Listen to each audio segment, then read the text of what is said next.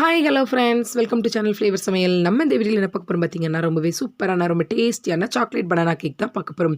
இது பார்த்தீங்கன்னா வீட்டில் உள்ள பொருள் வச்சு நார்மலாக கடாயில் பண்ணுற மாதிரியே பண்ணியாச்சு.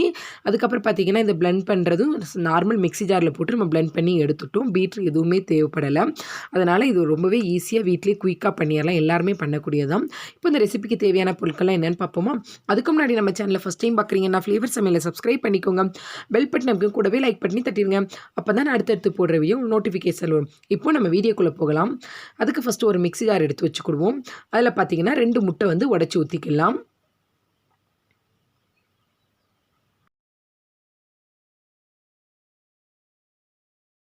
இப்போ பார்த்தீங்கன்னா 2 முட்டையை உடச்சி ஊற்றியாச்சு. அதில் 1/2 கப் அளவுக்கு சுகர் ஆட் பண்ணிக்கிடுவோம். அப்புறம் பார்த்தீங்கன்னா 3 டேபிள் ஸ்பூன் அளவுக்கு நாட்டு சக்கரை வந்து ஆட் பண்ணிக்கலாம். ப்ரௌன் சுகர் ஆட் பண்ணிக்கோங்க. அதுக்கப்புறம் பார்த்தீங்கன்னா 1/2 கப் அளவுக்கு ஆயில் ஆட் பண்ணிக்கிடுவோம். இது எல்லாத்தையும் ஒன்றா போட்டு நம்ம பிளெண்ட் பண்ணி எடுத்துடலாம். ஃபஸ்ட்டு பார்த்தீங்கன்னா இதை ஆட் பண்ணியிருக்கிறது எல்லாத்தையுமே நல்ல மிக்சியில் நல்ல ஃபைனாக அரைச்சி எடுத்துக்கிடுவோம். இப்போ பார்த்தீங்கன்னா இது எல்லாத்தையுமே நல்லா அரைச்சி எடுத்தாச்சு. அதுக்கப்புறம் பார்த்தீங்கன்னா இல்லை நான் 2 வாழைப்பழம் குட்டி பழமாக இருக்கலாம் 2 எடுத்திருக்கேன். அதை குட்டி குட்டி பீஸாக கட் பண்ணி ஆட் பண்ணிக்கிடுவோம். நீங்கள் பெரிய சைஸாக இருந்தால் 1 கூட எடுத்துக்கோங்க. நான் சின்ன சைஸ்னால 2 எடுத்திருக்கேன். இதையும் கட் பண்ணி போட்டு இதையும் நல்லா மிக்சியில் அரைச்சி எடுத்துக்கலாம். இப்போ பார்த்தீங்கன்னா வாழைப்பழம், முட்டை எல்லாத்தையும் சீனி எல்லாத்தையும் சேர்த்து ஒன்றா சேர்ந்து நம்ம நல்லா கலந்து எடுத்துட்டோம். இப்போ இதை பார்த்தீங்கன்னா வேறு ஒரு மிக்சிங் பவுலுக்கு மாற்றிக்கிடுவோம்.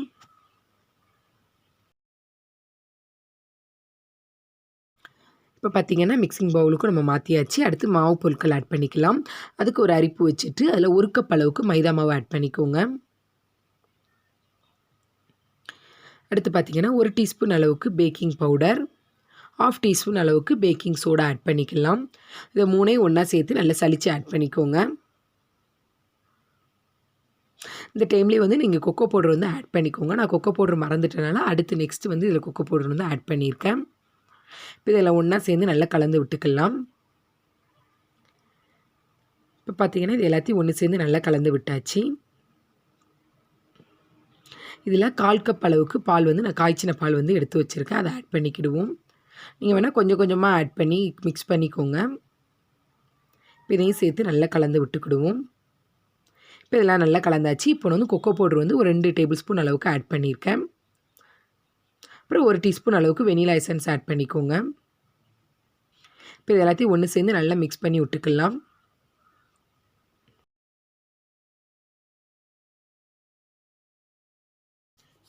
இப்போ பார்த்தீங்கன்னா எல்லாத்தையும் நல்லா ஒரு திக்கான பேட்டருக்கு நம்ம ரெடி பண்ணி எடுத்து வச்சாச்சு.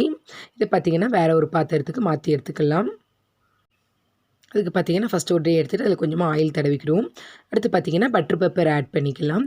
நீங்கள் பட்டர் பேப்பர் இல்லைன்னு வச்சுக்கோங்களேன், மைதா மாவு வந்து டஸ்ட் பண்ணி கூட எடுத்துக்கலாம். அதுவுமே ரொம்பவே சூப்பராக இருக்கும்.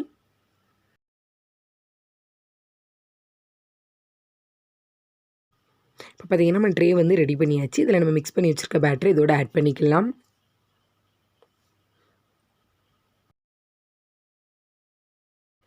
இப்போ இதை பார்த்தீங்கன்னா நல்ல பேட்டர்லாம் ரெடி பண்ணி ஊற்றி எடுத்தாச்சு. நல்ல ஒரு 2 டைம் டேப் பண்ணி எடுத்துக்கிடுவோம்.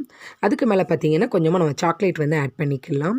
நான் வந்து கொஞ்சமாக சாக்லேட் சிப்ஸ் வந்து எடுத்திருக்கேன். அதை கொஞ்சமாக மேல் டாப்பில் நல்லா தூவி விட்டுக்கிடுவோம்.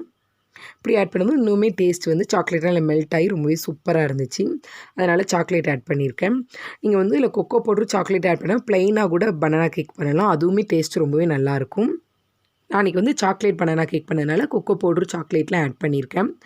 இப்போ பார்த்தீங்கன்னா ஒரு கடாயை ஒரு 10 நிமிஷம் அளவுக்கு லோ ஃப்ளேமில் வச்சு நான் ப்ரீஹீட் பண்ணி எடுத்திருக்கேன். அடுத்து பார்த்தீங்கன்னா இது உள்ளே நமக்கு ப்ரீஹீட் பண்ண கடாயில் நம்ம ரெடி பண்ணி வச்சுக்க கேக் டின்னை உள்ளே வச்சுட்டு ஒரு 30லேருந்து ஒரு 35 நிமிஷம் வந்து நம்ம பேக் பண்ணி லோ ஃப்ளேம்லேயே பேக் பண்ணி எடுத்துட்டோம்னா சூப்பரான சாக்லேட் பனானா கேக் வந்து நமக்கு ரெடி ஆயிரும். இப்போ இதை மூடி வச்சு ஒரு 30 நிமிஷம் கழித்து பார்க்கலாம்.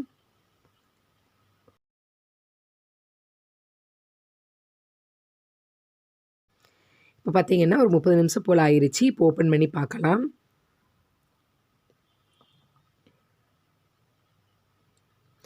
ஓப்பன் பண்ணி பார்த்தீங்கன்னா ரொம்பவே சூப்பராக நல்ல ஸ்பாஞ்சியான சாக்லேட் பனானா கேக் வந்து ரெடி ஆகிருச்சு. நம்ம ஒரு ஸ்டிக் வச்சு குத்தி பார்த்தோம்னா கேக் வந்து ஒட்டாமல் சூப்பராக ரெடி ஆகிருக்கு. இப்போ இதை பார்த்தீங்கன்னா வெளியில் எடுத்து வச்சுட்டு நல்லா ஃபஸ்ட்டு ஆற வச்சு எடுத்துக்கலாம். நம்ம சேனலில் பார்த்தீங்கன்னா நிறைய வகையான கேக் ரெசிபீஸ்லாம் நான் அப்லோட் பண்ணியிருக்கேன். அதோட லிங்க் எல்லாமே நான் உங்களுக்கு டிஸ்கிரிப்ஷன் பாக்ஸில் கொடுக்குறேன். உங்களுக்கு தேவைப்பட்டால் நீங்களும் மறக்காமல் செக் பண்ணி பார்த்து செஞ்சு பார்த்து சாப்பிட்டு என்ஜாய் பண்ணுங்கள். இப்போ பார்த்தீங்கன்னா கேக்கும் நல்லாவே ஆறி ரெடி ஆகிருச்சு. இப்போ சுற்றி ஓரங்களை மட்டும் கத்தி வச்சு லைட்டாக எடுத்து விட்டுக்கிடுவோம். எடுத்து விட்டு அப்படியே கவுத்தோம்னா சூப்பரான சாக்லேட் பனானா கேக் வந்து நம்ம இப்போ ரெடி ஆகிட்டு.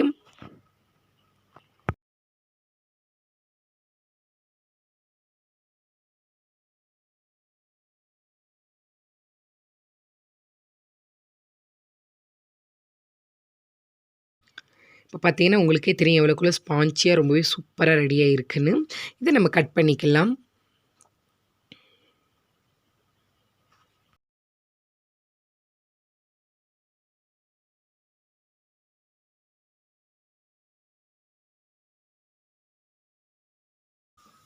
பார்த்திங்கன்னா ரொம்பவே சூப்பரான ரொம்ப டேஸ்டான ஸ்பான்ச்சியான சாக்லேட் பனானா கேக் வந்து ரெடி பண்ணியாச்சு.